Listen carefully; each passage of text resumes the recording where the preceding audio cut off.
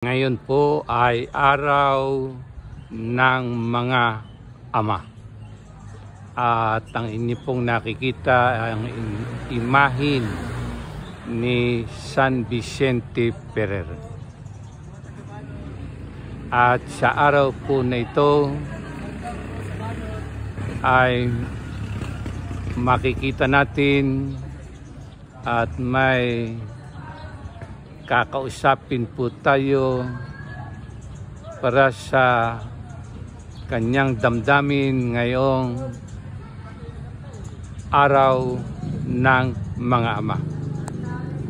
At tuwing linggo po dito kami nagkikita ng ating paksa sa araw ng mga ama.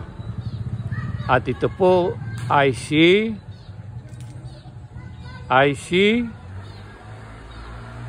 ano nga pangalan mo? Jaime. Yan, siya po si Jaime.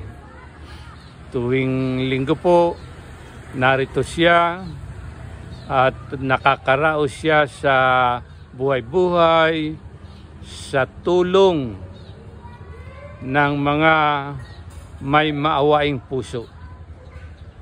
At hindi na po natin dapat itanong kung ano ang kalagayan niya sa buhay sa pamamagitan ng kanyang ikatlong paa.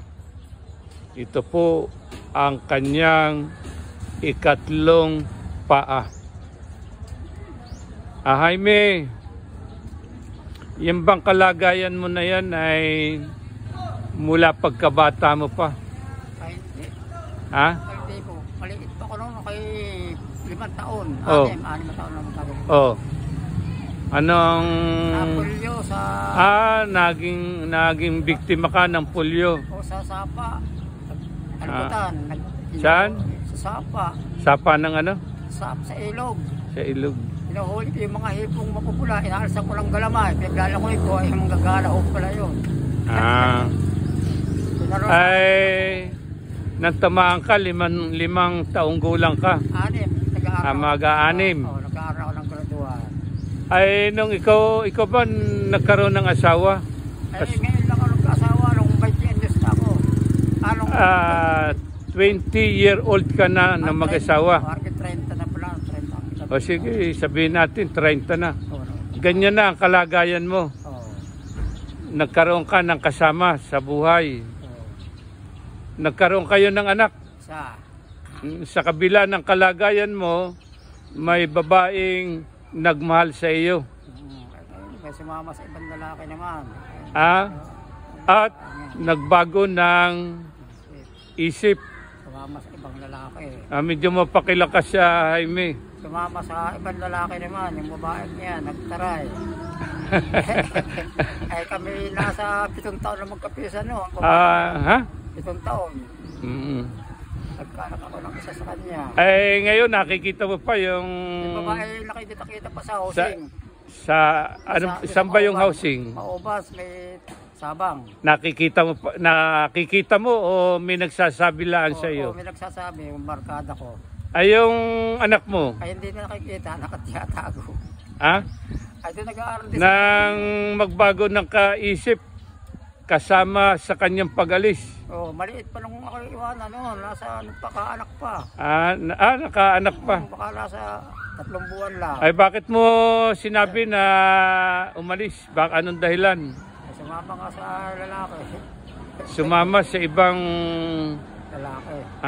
Sa bundok, nag-uuling. Ay hindi na bumalik sa akin. Mag-uuling yung sinamahan noon. Iyan pala ang karanasan mo sa buhay, Jaime. Mula noon, hindi mo naranasan na batiin ka ng iyong anak ng Happy Father's Day. Ay, hindi. Ayaw na pakilala sa akin nung ina. Na ako ang magulang. Na ako ang ama. Ayaw pakilala. Gawa ng mga anak, mga kapatid nung masusungit ay, mga babae ngayon, saka yung mga tiyuhin. Sa ganon man, Jaime, sungit sa akin. Patuloy tayong lumaban sa buhay. Ha? Dapat, At marami pang Father's Day ang ating maranasan. Sa kabila ng masasabi natin na malungkot na bahagi ng iyong buhay, malungkot. ay malungkot ka ba o hindi? Hindi naman masyado. Ako nag-aaliw-aliw sa Mooban, meron din akong inaaliw-aliw din mga babae doon napunta sa Aba, bahay. buti, may anting-anting ka yata sa babae. Ay, pag sa bahay din natulog, yung mga babae ko ron. Sa Mooban. Mga kaibigan lang yan. Oo, kaibigan lang. Yun ang nagpapasaya sa iyo. Ay, pag kami nag-inom-inom, sige, Jaime. Salamat sa araw ng mga ama. Kaway-kaway ka, Jaime, para sa ating viewers. Jaime, kaway-kaway. Yan. At sa susunod na araw ng mga ama, magkita pa ulit tayo. Salamat sa pagkakataong ibinigay mo sa akin.